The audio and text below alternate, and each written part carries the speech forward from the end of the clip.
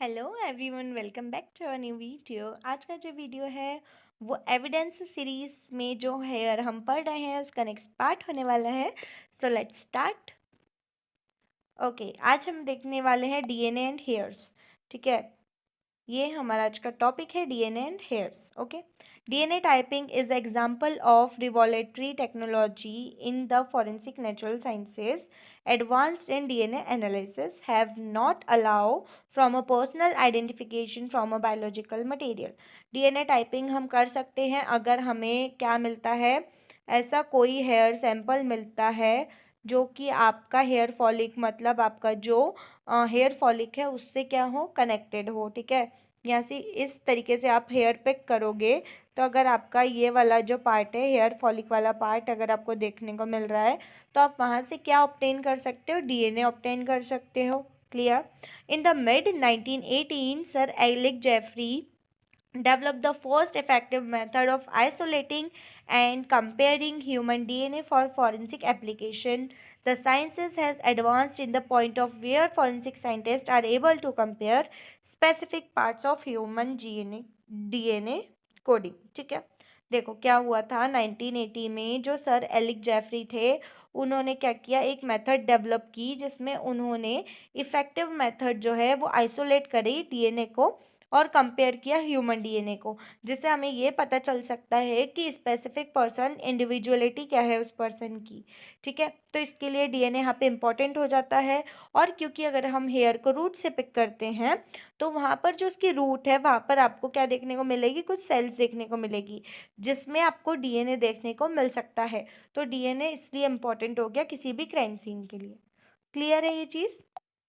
Next part देखो, DNA जो है वो क्या है, एक ऐसा मॉलिक्यूल है फाउंड इन नियरली और लिविंग सेल्स। ठीक है, सारी लिविंग सेल्स में क्या मिलेगा आपको देखने को, डीएनए देखने को मिलेगा।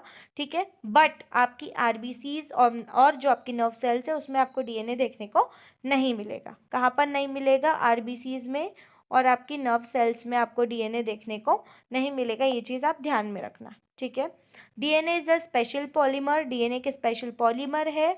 ठीक है, जो कि मेड होता है repeating similar unit called a monomers, जो कि मोनोमर्स से मिलकर के बना हुआ होता है। ये इस टाइप का आपका डीएनए होता है। ठीक है, ये आपका डीएनए का टाइप है। यहाँ पर कुछ बेस पेयर्स होते हैं, adenine, guanine, thymine and cytosine, ये आप सबने 12th में पढ़ रखा होगा। और यही बेस पेयर्स का यहाँ पे सीक्वेंस रहता है और ये जो सीक्वेंस है इसे ही हम कहते हैं डीएनए सीक्वेंसिंग, जिसकी वजह से हम इंडिविजुअलिटी जो है उसका पता लगा सकते हैं। ठीक है, नेक्स्ट देखो, यहाँ पर two type of DNA exist करते हैं, एक होता है जीनोमिक डीएनए और एक होता है माइटोकॉन्ड्रियल डीएनए। ठीक है, जीनोमिक डीएनए को हम न्यूक्लियर डीएनए भी बोलते हैं जो कि न्यूक्लियस में पाया जाता है, और जो माइटोकॉन्ड्रिया जो सेल है, सेल में जो ऑर्गेनेलीज होते हैं वहाँ पर होता है माइटोकॉन्ड्रिया। तो माइटोकॉन्ड्रिया में जो डीएनए पाया जाता है उसे हम माइटोकॉन्ड्रियल डीएनए या एम्प्टी डीएनए भी कहते हैं। Clear. A genomic DNA molecule can be of इधर ट्विस्टेड लैडर। हम इसे कैसे सपोज करो कि अगर कोई लैडर है, लैडर इन द सेंस सीढ़ी, कोई सीढ़ी है, कोई लैडर है, तो इस तरीके से हम क्या कर सकते हैं, उसे सपोज कर सकते हैं एज अ लैडर। यहाँ पर ये बेस पेयर हो गए adenine, guanine, thymine and cytosine. ठीक है, ये बेस पेयर्स हो गए। तो इस लैडर को अगर हम ट्विस्ट कर दे, इधर से इधर राउंड कर दे और इधर से इधर राउंड कर दे, तो हमें कैसा स्ट्रक्चर देखने को मिलेगा, जैसा डीएनए का स्ट्रक्चर होता है वैसे ही देखने को मिलेगा। ठीक है, and then all living things they are made up of alternating sugar molecule, जिसमें एक अल्टरनेटिंग शुगर मॉलिक्यूल होता है जिसे हम डीऑक्सीराइबोज बोलते हैं या फॉस्फेट बोलते हैं। डीएनए में, हर डीएनए में एक फॉस्फेट का ग्रुप होता है। कौन सा ग्रुप होता है, फॉस्फेट का ग्रुप होता है। और कौन सी शुगर होती है, पेंटोज शुगर होती है।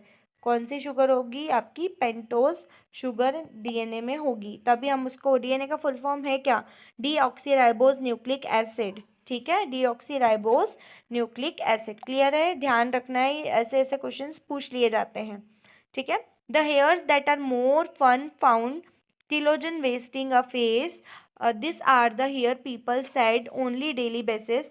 देखो जब हम कॉम करते हैं या कुछ भी अगर हेयर को पिक करते हैं, अगर वो टिलोजन वाली फेस में था और वहाँ से वो आपका पिक किया गया है, तो वहाँ पर आपको क्या देखने को मिलेगा, वहाँ पर आपको देखने को क्या मिलेगा, एक टिश्यू देखने को मिलेगा या कोई केराटिनाइज टिश्यू देखने को मिलेगा। ठीक है, हेयर केराटिनाइज केराटिन प्रोटीन से मिलकर बनता है, तो वहाँ पर आपको अगर वो टिश्यू देखने को मिल गया, जैसे मान लो ये आपका हेयर है, ठीक है, ये आपका हेयर है, ये वाली आपकी उसकी हेयर की रूट है, यहाँ से आपने उसको पिक किया है, तो यहाँ पर आपको सेल्स देखने को मिल जाएगी जिसमें आपका टिश्यू देखने को मिलेगा। बाकी का जो ऊपर वाला पार्ट है, ये जो है आपका ड्राई पार्ट है।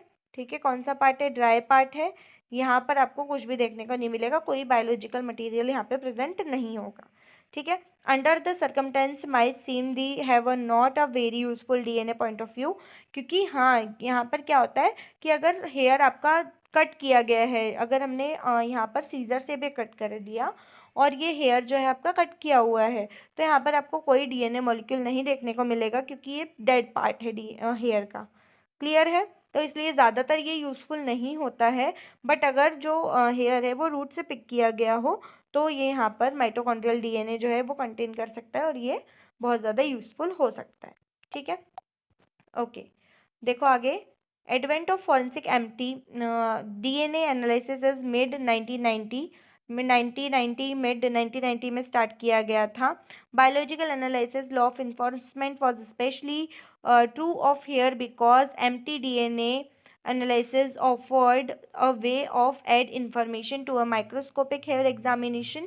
यहाँ पर आपका माइक्रोस्कोपिक हेयर एग्जामिनेशन किया जाता है, जिससे आपको ये पता चलेगा कि ह्यूमन हेयर जो है वो है या नहीं है। ठीक है, और ये जो है डिकेट्स माइटोकॉन्ड्रियल डीएनए सीक्वेंस आपको यहाँ पे पता लग जाएगा, जिसके साथ में जो आपको माइटोकॉन्ड्रियल डीएनए का सीक्वेंस पता लगेगा, तो उसी के साथ साथ आप ये पता कर सकते हो कि ये जो पर्टिकुलर डीएनए है उसका सीक्वेंस क्या है।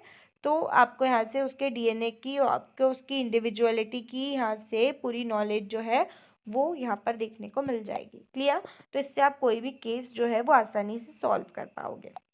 ओके, तो आई होप कि लेक्चर आपको अच्छे से पसंद आया होगा। अगर कोई डाउट होगा तो आप कमेंट करके बता सकते हो। बट डीएनए जो है वो हम किस तरीके से निकालते हैं हेयर सैंपल में से और किस तरीके से ये काम में आता है, ये चीज़ मैं आपको बता चुकी हूँ। Okay, so thanks for watching.